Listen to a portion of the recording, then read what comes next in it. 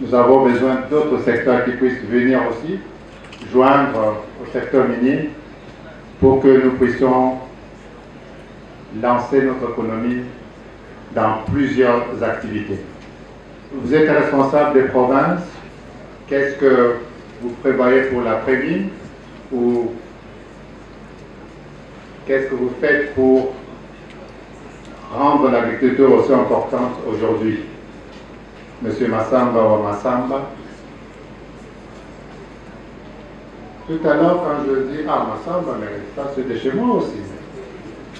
Et vous voyez, c'est ça la beauté du Congo, c'est que nous sommes un seul peuple avec des noms. On pense mettre étiquette par-ci par-là venant de telle province ou de non. Massamba ou Massamba, Tanganyika. Mais aujourd'hui, à Kinshasa, Massamba vient du Congo central ou du Bandundu, etc. Donc, monsieur le gouverneur, merci d'être là. Merci de nous avoir fait l'honneur. Nous allons vous écouter pour nous entretenir de sa province de Tanganyika. Merci. Merci, Excellence, Monsieur le Premier ministre.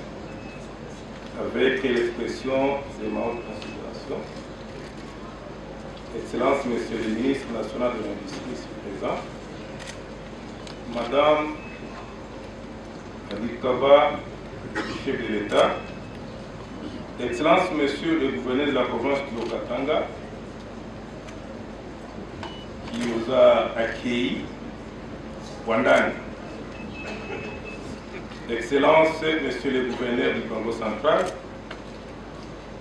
Mesdames et Messieurs, membres du corps diplomatique, recevez les salutations de la population du Tanganyika. En ma qualité de gouverneur intérimaire, je tiens ici, au nom de la province du Tanganyika et à mon nom propre, de remercier le président de la République, je cite, le chef de l'État, Félix Antoine Tshisekedi Tshilombo, de nous avoir fait l'honneur de nous confier la destinée de la province. Et maintenant, je pourrais commencer par la présentation, une brève présentation de la province du Tanganyika, avant d'entrer dans le sujet du jour. Le Tanganyika est une province de la République démocratique du Congo, créée en 2015, ici de la province du Katanga, et il a été appelé province après le démembrement. Et le Tanganyika est composé de 6 territoires, à savoir le territoire de Kalemi, territoire de Nyunzu, territoire de Kongolo, territoire de Kabalo, territoire de Manono et territoire de Moba. La superficie de ma province est de 134 940 km², 5 fois plus grand que le Burundi et le Rwanda. Je me demande quand on dit que le Rwanda nous agresse, c'est parce qu'on est patient, les Congolais c'est un peuple patient et tolérant. Mais ça va arriver un jour que le Rwanda va se plonger dans le Tanganyika. Je vais parler de la situation géographique de la province. Le Tanganyika a une densité de 18 habitants par kilomètre carré, la démographie estimée de 3 300 570 habitants. La position géostratégique. Le Tanganyika occupe une position stratégique importante, susceptible de booster les secteurs économiques, notamment les domaines miniers, dont le besoin d'importation et d'intrants et d'exportation de produits finis nécessite une route internationale. À ce titre, le Tanganyika dispose d'une route maritime qui est son lac, avec le long de 677 km, qui relie ma province à 3 pays qui sont le Burundi, la Tanzanie et la Zambie. Je vais parler du potentiel minier. La province du Tanganyika dispose d'importantes ressources minières composées principalement des substances telles que l'or, l'argent, platine, pour ce qui est des métaux précieux. L'étain, fer, colombo, tantalite, tungstène, lithium. D'ailleurs, ça, nous sommes, disons, la deuxième capitale mondiale de lithium. Avec les territoires de Manono, ce n'est pas démontré. Voilà pourquoi nous sommes venus. Je pense qu'avec la présence de son Excellence, Monsieur le Premier ministre, il est d'office invité au Tanganyika, parce que demain, le Tanganyika ne sera pas comme aujourd'hui. Et si je parle de pierres précieuses, là je peux citer l'émeraude, les saphirs, améthyste, tourmaline, agate, grenat, pour ce qui est des semi-précieuses.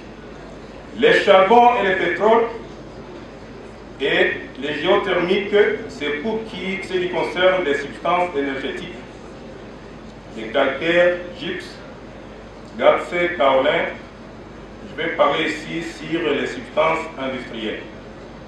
Et en rapport avec les calcaires au Tanganyika, aujourd'hui, il a implanté une très grande cimenterie, la première en Afrique centrale, à 60 km de Kalemi, village Kabimba, le chef-lieu maintenant du territoire de Kalemi. Et c'est vraiment pour nous de louer les efforts du chef de l'État et de son gouvernement pour nous avoir octroyé cette cimenterie. L'exploitation minière et artisanale, en effet, l'or est exploité dans plus de 30 sites à travers les 3 territoires. Territoire de Nyunzu, territoire de Kalemi et Moba. Tandis que la cassiterite, le coltan et le lithium et le wolfram sont exploités dans plus de 280 sites à travers 4 territoires: Nyunzu, Manono, Kalemi et Moba. Ici, je parle ce sont les opérations artisanales. Je salue en passant mon ami et une connaissance, l'IDG de Saïmapé, car j'ai lu les efforts qu'il vient de consentir dans le site Kivu. Il est aussi invité pour essayer de mettre un organe de traçabilité dans l'exploitation et la commercialisation des minéraux. Merci.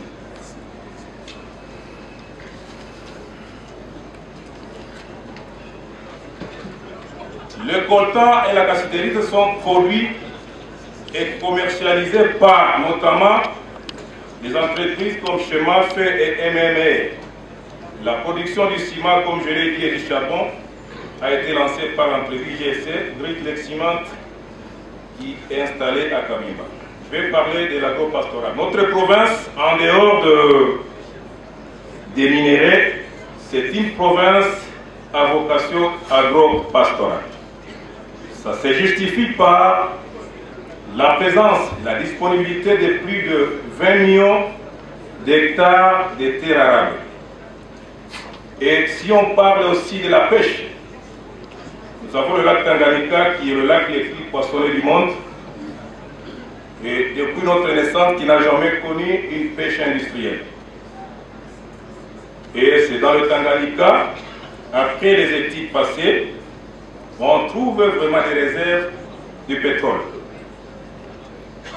Voilà pourquoi, avant d'y arriver, au sujet du jour, je vais parler un peu de l'élevage. Nous avons le plateau de Madungu, dans le territoire de Momba, qui offre un pâturage d'une capacité de plus de 100 000 têtes de bovins.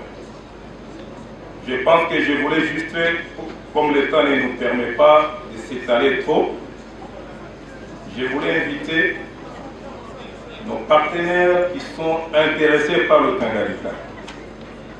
Venez chez nous et vous allez voir ce que nous parlons, vous allez palper. Le modérateur nous a parlé sur action du gouvernement provincial ou bien un gouvernement local, c'est-à-dire sur la lutte contre l'insuffisance alimentaire dans les zones minières. Ici, je voulais suggérer que les opérateurs miniers, ils doivent avoir 2 charges. on ne peut pas développer les mines sans qu'on puisse développer la sécurité alimentaire. Je propose que chaque société minière doit insérer dans son cahier des charges l'aspect agriculture. Nous avons tenu à faire ça au Tanganyika depuis l'année 2022.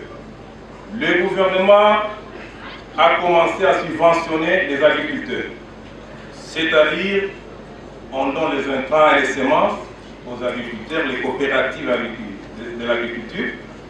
Et à la récolte, les gouvernements profitent que de 25%. En même temps, nous faisons les mines, en même temps, nous faisons l'agriculture. L'agriculture, c'est un secteur qui peut peut-être relancer l'économie, mais aussi pour la consommation humaine, pour la sécurité alimentaire. Nous, comme gouvernement, devons appuyer les projets qui cadrent avec l'agriculture, c'est-à-dire les partenaires nationaux et internationaux, et nous allons les appuyer. Et aussi beaucoup plus mettre l'accent sur nos partenaires miniers qui doivent faire la même chose pour que nous puissions au même moment booster l'économie avec les mines et avec l'agriculture. J'ai dit et je vous remercie.